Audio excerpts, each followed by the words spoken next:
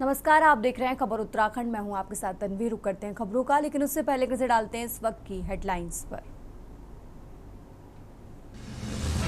फर्जी ration card पर CM Dhami का कड़ा रुख। उत्तराखंड में फिर शुरू होगा सत्यापन अभियान। चारधाम यात्रा को लेकर बड़ा फैसला। देहरादून में रात 10 बजे से सुबह 4 बजे तक यात्री वाहनों का संचालन रहेगा प्रतिबंधित। उत्तराखंड में गर्मी के साथ बढ़ रही जंगलों की आग। 5 दिन में खाक हो गया 41 हेक्टेयर फॉरेस्ट। गर्मी की वजह से उत्तराखंड में बदली स्कूलों की टाइमिंग। आज सुबह 1 घंटा पहले खुलेंगे स्कूल।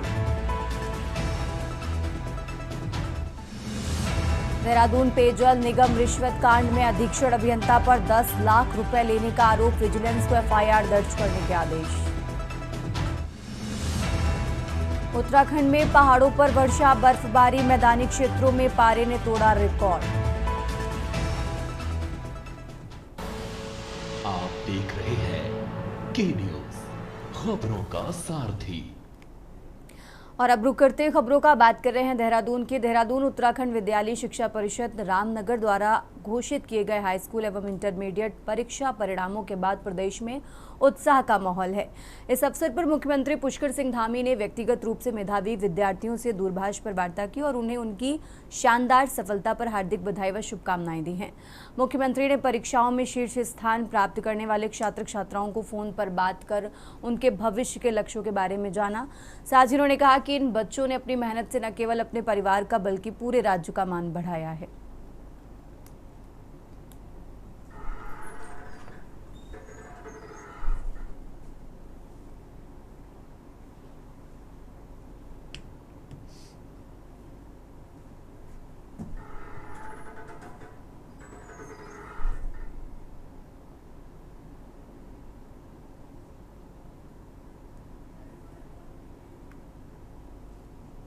और अब खबर देहरादून से है, जहां महिला आरक्षण को लेकर उत्तराखंड की सियासत गर्मा गई है। कांग्रेस के वरिष्ठ नेता हरीश रावत ने भाजपा पर हमला बोलते हुए उनके एनडीए को आरएसएस से जोड़कर महिला विरोधी बताया। इस बयान पर भाजपा की ओर से प्रदेश प्रवक्ता कुंवर जपेंद्र सिंह ने पलटवार किया। उन्होंने कहा कि यदि भाजपा में आरएसएस की विचारधारा काम करती है तो वो राष्ट्र और सनातन के हित में है। भाजपा प्रवक्ता ने कांग्रेस पर निशाना साधते हुए कहा कि कांग्रेस का मूल एओ ह्यूम से जुड़ा है और पार्टी में परिवारवाद, भ्रष्टाचार और तुष्टीकरण का ही आरक्षण चलता है।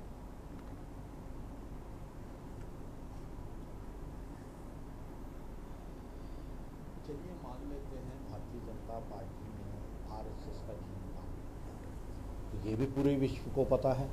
भारतीय जनता पार्टी या आरएसएस राष्ट्रीयता के लिए काम करने वाला, सनातन के लिए काम करने वाला एक ऐसी विचारधारा है जो आज पूरे देश को स्वीकार्य है। लेकिन कांग्रेस का जीन्स कौन सा है? एओ ह्यूम द्वारा स्थापित कांग्रेस। और कांग्रेस जनों में जो जीन्स काम कर रहे हैं वो पूरी तरह से एक अपने आरक्षण को लेकर ही तो काम कर रहे हैं।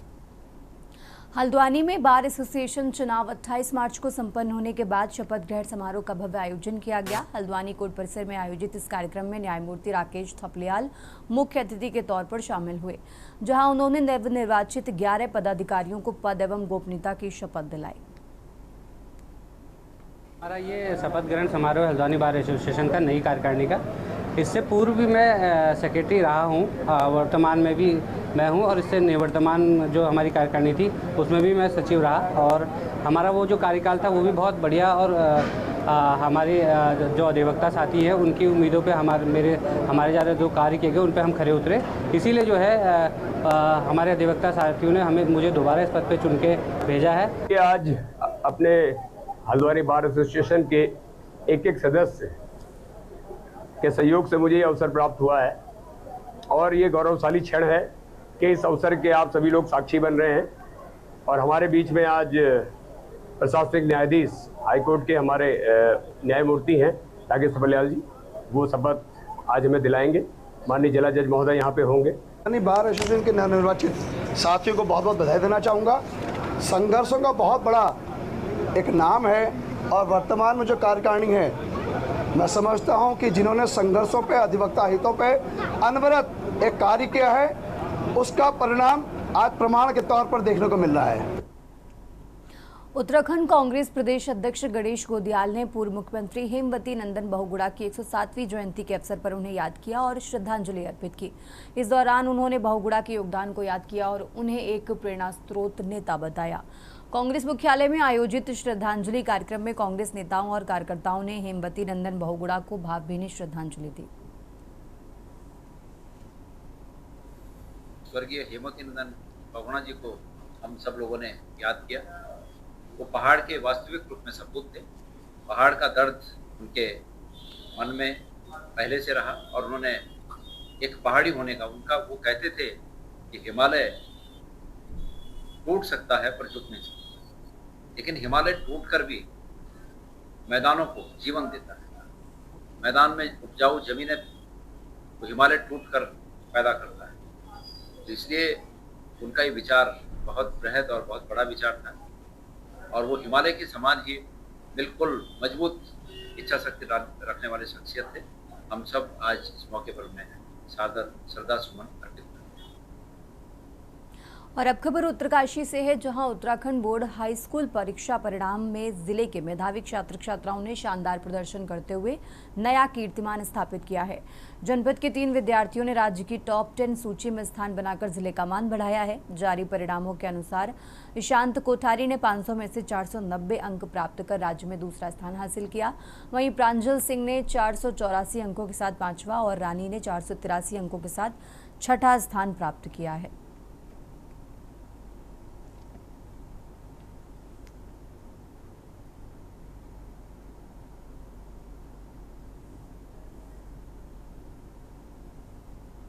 और अब खबर नैनीताल से है। नैनीताल दुग्ध उत्पादक सहकारी संघ लिमिटेड लालकुआं द्वारा हिमालय पुत्र के नाम से विख्यात महान स्वतंत्रता सेनानी एवं उत्तर प्रदेश के पूर्व मुख्यमंत्री हेमवती नंदन बहुगुणा की जयंती के अवसर पर नैनीताल में भव्य कार्यक्रम का आयोजन किया गया।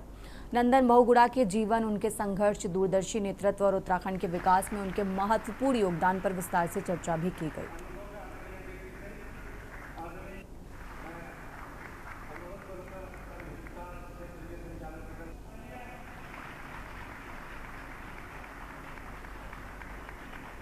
दुग्ध संघ के अध्यक्ष सम्मानित मुकेश बोरा जी का बहुत बहुत आभार धन्यवाद करती हूँ कि हमने आज हेमवती नंदन बहुगुणा जी की 107वीं जयंती भी यहाँ पर मनाई। उनको भी हम अपना सत नमन करते हैं और हम उसी के उपलक्ष्य में फिर हम सभी ने यहाँ पर दुग्ध संघ के जितने भी हमारे उत्पादक थे किसान, उनको यहाँ प्रोत्साहित धनराशि भी दी गई। विगत कई वर्षों से महान स्वतंत्रता संग्राम सेनानी और उत्तर प्रदेश के पूर्व मुख्यमंत्री और केंद्र सरकार में भी जो विभिन्न पदों पर रहे, साथ ही जिन्हें पूरे देश में हिमालय पुत्र के रूप में जाना जाता है, स्वर्गीय हेमवती नंदन बहुगुणा जी की 107वीं जयंती मनाने के लिए यहाँ पर एकत्रित हुए हैं। मुझे बड़ी खुशी है कि आज बेताल घाट सहित जनपद के दूर दराज से प्रत्येक गांव की महिलाओं का प्रतिनिधित्व दुग्ध उत्पादकों की यहाँ पर हुआ है। और आगे बढ़ते खबरों में, उत्तराखंड हाई स्कूल और इंटरमीडिएट बोर्ड परीक्षा 2026 का रिजल्ट घोषित किया गया है, जिसमें प्रदेश स्तर पर हाई स्कूल और चौथे और इंटरमीडिएट स्तर पर तीसरे स्थान पर रहा अल्मोड़ा जिला। अल्मोड़ा में विवेकानंद इंटर कॉलेज रानी धारा की बात करें तो यहां पर 232 छात्रों ने हाई स्कूल की परीक्षा दी थी, जिसमें से 229 छात्र उत्तीर्ण रहे। वहीं इंटरमीडिएट से 188 छात्रों ने परीक्षा दी थी, जिसमें से 175 छात्र उत्तीर्ण रहे। विद्यालय के प्रधानाचार्य आलम सिंह उनियाल ने जानकारी देते हुए बताया कि इस बार विद्यालय का परीक्षाफल हाई स्कूल में 98% और इंटरमीडिएट में 93% रहा।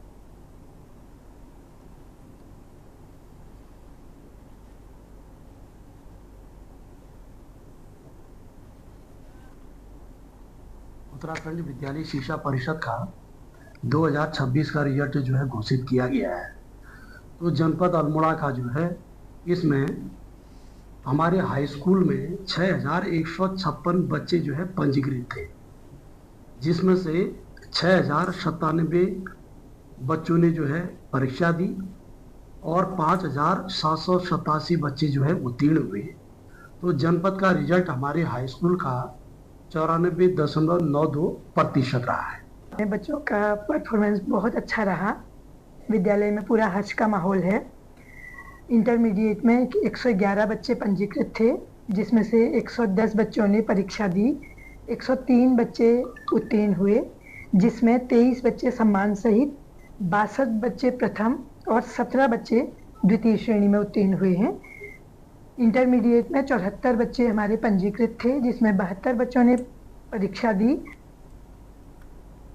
और अब खबर विकासनगर से है, जहां उत्तराखंड में खनन आवंटन को लेकर एक बार फिर विवाद खड़ा हो गया है। विकासनगर के बाड़वाला क्षेत्र में यमुना नदी में कैलाश रिवर बैंड मिनरल्स को दिए गए खनन पट्टे पर अनियमितताओं के आरोप लगे हैं। चक्राता वन प्रभाग के एसडीओ राजीव नयन नौटियाल ने जिला प्रशासन को शिकायत देकर कहा कि बिना वन विभाग की अनुमति और संयुक्त सीमांकन के ही खनन पट्टा आवंटित कर दिया गया है। आरोप है कि इस दौरान 200 से ज्यादा रवन्य जारी कर खनिज का परिवहन भी किया गया।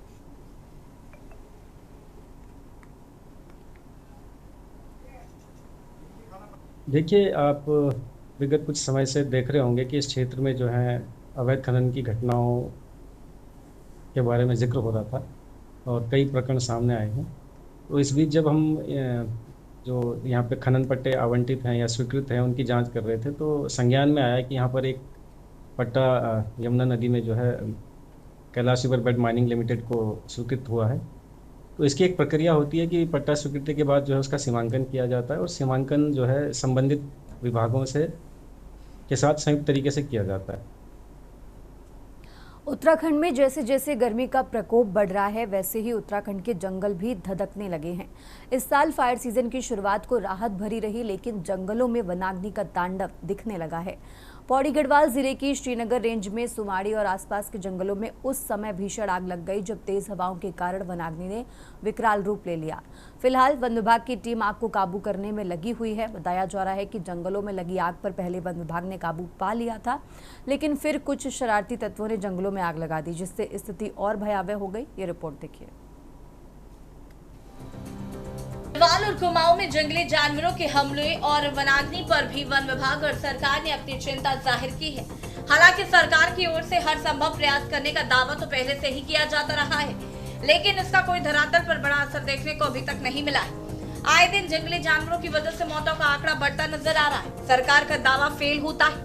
बीते दिनों वन विभाग के वन मंत्री के साथ बैठक भी की गई। उक्त विषयों पर चिंता भी जाहिर हुई, लेकिन उसका कोई व्यापक असर दिखाई नहीं दे रहा है। वहीं इस पूरे मामले पर विपक्ष ने सड़क से सदन तक सरकार को घेरने की रणनीति बनाने की बात कही है।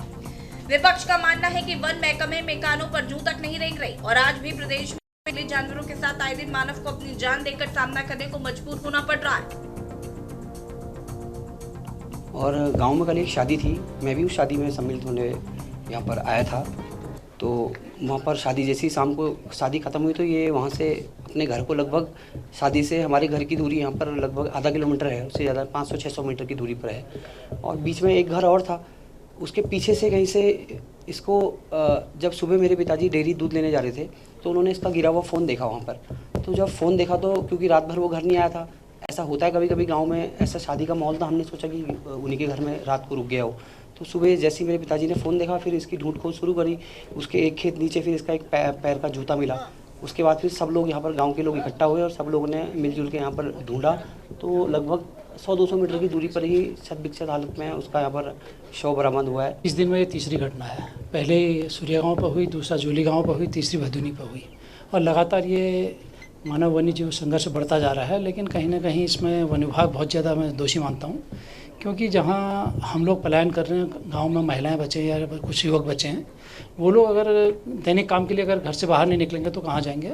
तो मेरा तो ये मानना है कि जिस प्रकार से ये चल रहा है, मानव संघर्ष चल रहा है, तो उसमें हम लोगों को कहीं ना कहीं इन जानवरों को या तो गांव से दूर करने के लिए वन विभाग को आगे आना चाहिए या गाँव वालों को ही अनुमति देना चाहिए कि कम से कम अपने घर के आसपास जो जानवर हैं आप उनको अपने बाउंड्री के अंदर मार सकते हैं। कुछ ना कुछ ऐसे नियम आना चाहिए। आई है कि भदुनी गाँव में लगभग 35 से 36 साल का 35 to 37 years old Shri Kamal Bisht है। उनका जो है देहांत, मतलब उनका जो है टाइगर से, बाघ से, संभवतः बाघ से हमला करने के उपरांत मृत्यु हुआ है करके।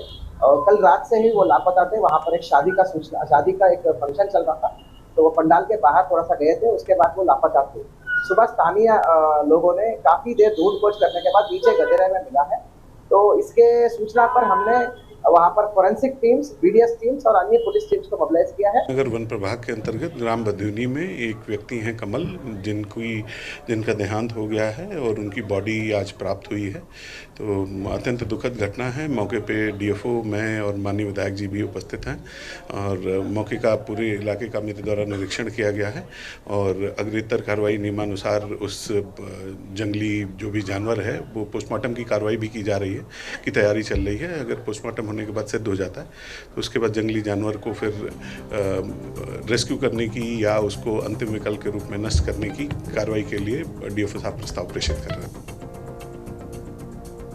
लगातार वन्यजीव मानव संघर्ष में टकराव की स्थिति देखने को मिल रही है। कुल मिलाकर नुकसान दोनों तरफ का हो रहा है। अब तो विपक्ष के पास भी ये मुद्दा सरकार को चिताने के लिए काफी है। लगातार प्रदेश भर में सरकार के खिलाफ विरोध प्रदर्शन भी जारी है, लेकिन इस समस्या से निपटने का इलाज किसी के पास नहीं है। सरकार सहित वन विभाग का पूरा सिस्टम अब तक मानव वन्यजीव संघर्ष पर फेल नजर आ रहा है। साथ ही वनाग्नि की समस्या भी गर्मी आने से पहले ही नजर आ रही। सत्ता पक्ष सफाई देता नजर आ रहा है और आम जनता को आए दिन जंगली जानवरों के हमले से भी लड़ना पड़ रहा है। इस विषय के चलते प्रदेश के कई इलाकों में प्रदर्शन भी होते दिखाई दे रहे हैं और विपक्ष भी सरकार पर जमकर हल्ला बोलता हुआ नजर आ रहा है। देखिए, हमने जो जंगली जानवरों के हमले हुए और हमारे उत्तराखंड में जनहानि हो रही है उसके लिए सरकार को प्रस्ताव दिए हुए हैं। उन पर सरकार काम नहीं करना चाहती। हमने प्रस्ताव दिए हैं कि प्रत्येक ग्रामीण जो क्षेत्र में हमारा जो गाँव वासी जो निवास कर रहा है उसे 4,000 रुपये महीना आप कुत्ते पालने के लिए एक दीजिए। आपको गाँव की परिधि में आप इलेक्ट्रिक बाड़ लगाइए और जो संघर्ष में उनको क्षति हो गई है, जो मारे जा रहे हैं उनको कम से कम 50 लाख रुपए आप मुआवजा दीजिए। ये प्रस्ताव उत्तराखंड क्रांति दल के ठोस प्रस्ताव हैं जिनके बिना आप जंगली जानवरों को रोक नहीं सकते। भी नहीं कर पाई है सरकार दावा भी नहीं कर पाई। सरकार का सब्जेक्ट ही नहीं है ये। सरकार इसमें सोचने को ही तैयार नहीं।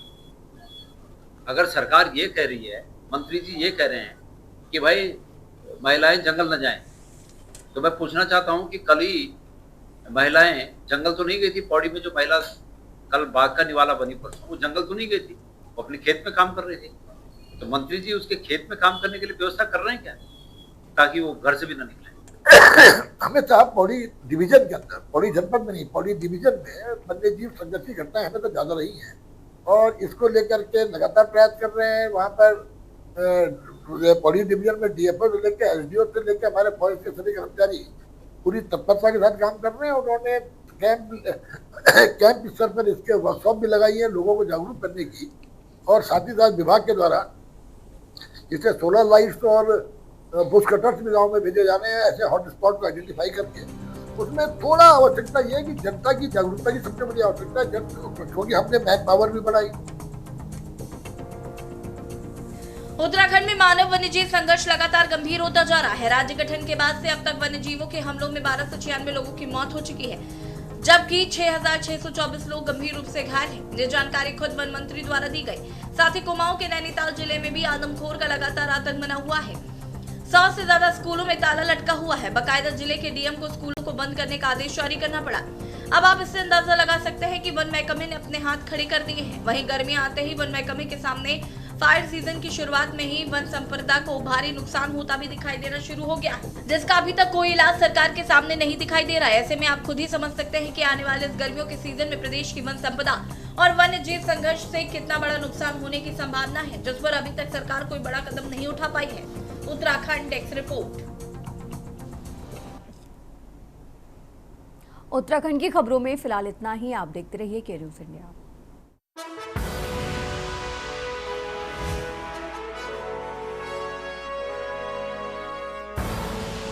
आप देख रहे हैं के न्यूज़, खबरों का सारथी।